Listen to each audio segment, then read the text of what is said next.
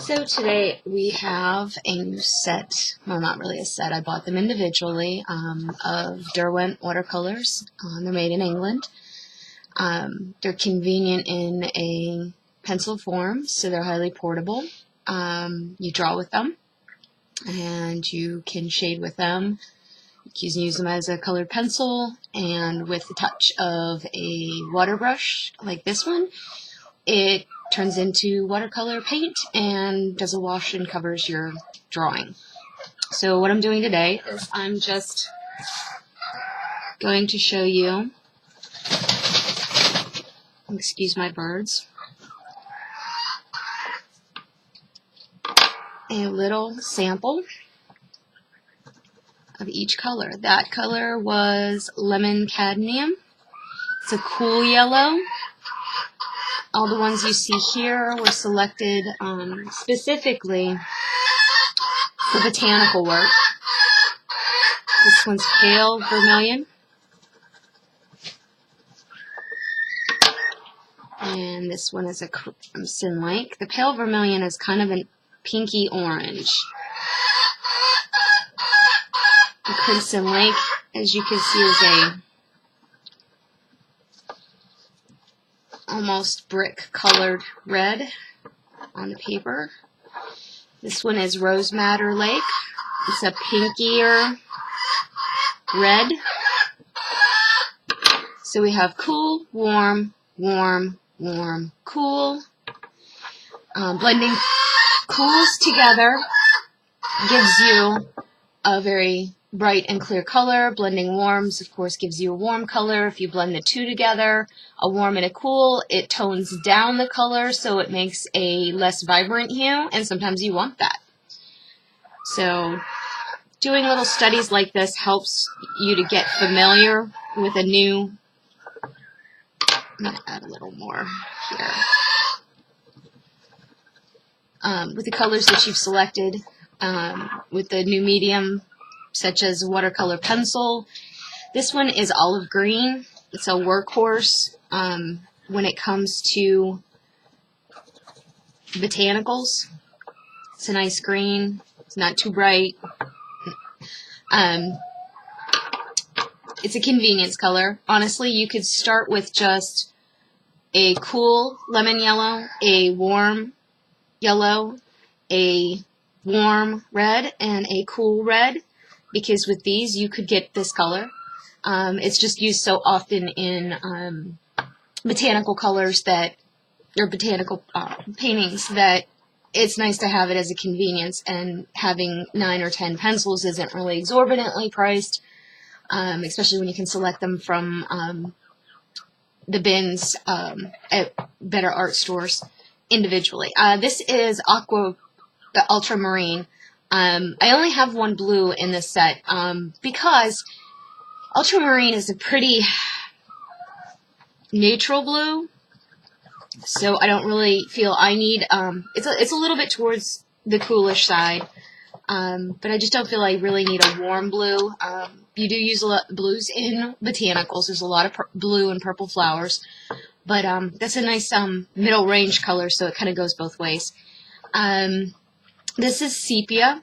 Now I'm getting into the colors that we will use for shading. As you can see, it's a rich brown, very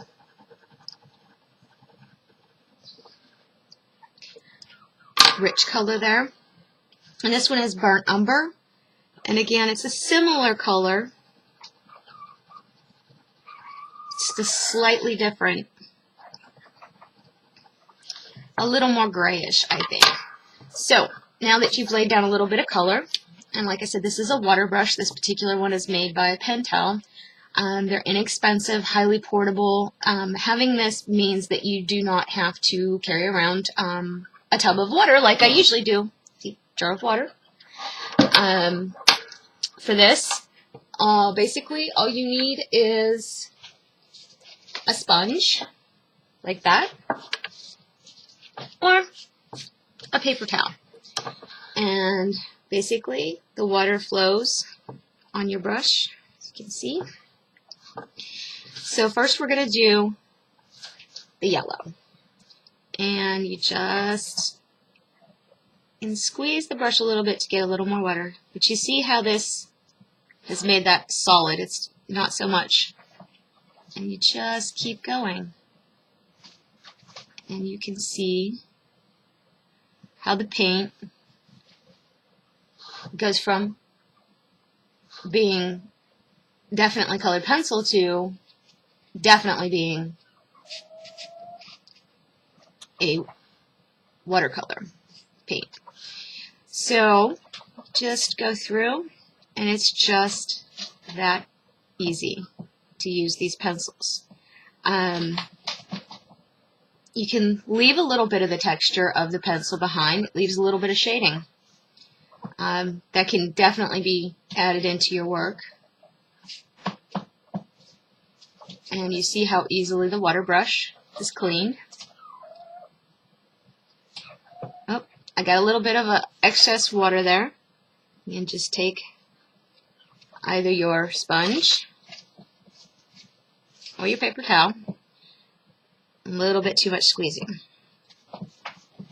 And as you see, this turns into it's orange.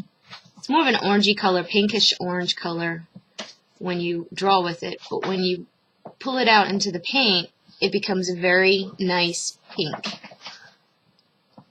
Now this color is one of my favorites. It is vibrant. A lot of botanicals come in this shade. It's a very common shade.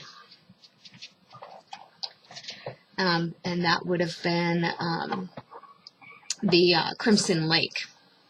Now we're moving into the Rose Madder Lake. Now a lot of pencil manufacturers make watercolor paint pencils. And they have different names,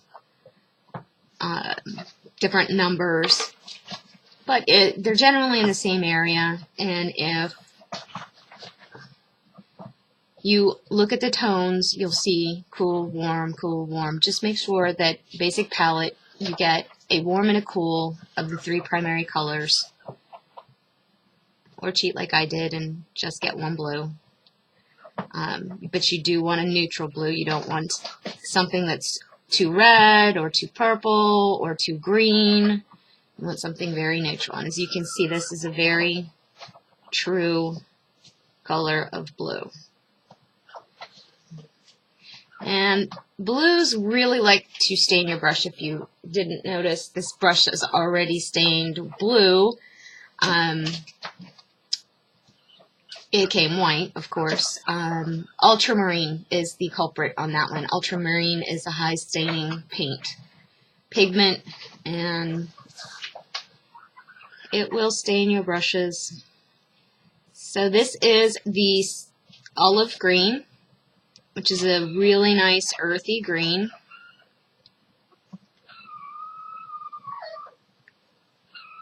And like I said, you can smooth away the texture of the colored pencil drawing. Oh, I'm working on Arch's 140-pound watercolor with cold press, so it has a little bit of texture to it, and I chose it specifically for the watercolor pencils because a little bit of texture does pull a little bit more of the material off of the coloring pencil. So, and then this one is the Sepia, and again, every once in a while I get too much squeezing on my watercolor brush. And the earth tones tend to be take a little bit more work to get them to dissolve. They are made out of earth, actual minerals from the earth, so think of it as, a little bit like dried mud. Sometimes it needs a little help to be worked around. And then this last one is the burnt umber. And this is where you're going to be able to really see the difference in the color. Just want a little bit of that water up. This is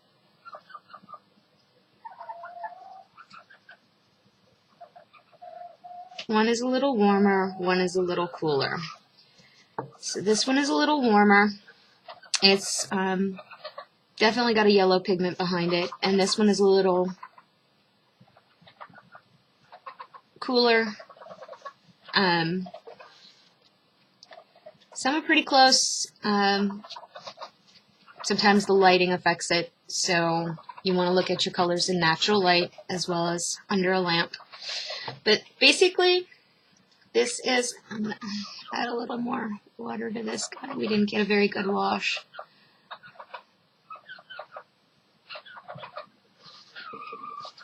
But basically, that is your basic palette for doing botanicals. Painting flowers, trees, hedges, bushes, and whatnot. You can do all of that with less than 10 pencils. So it's an inexpensive way to get into easily traveling with watercolor, capturing beautiful flowers that you see around you. Thank you.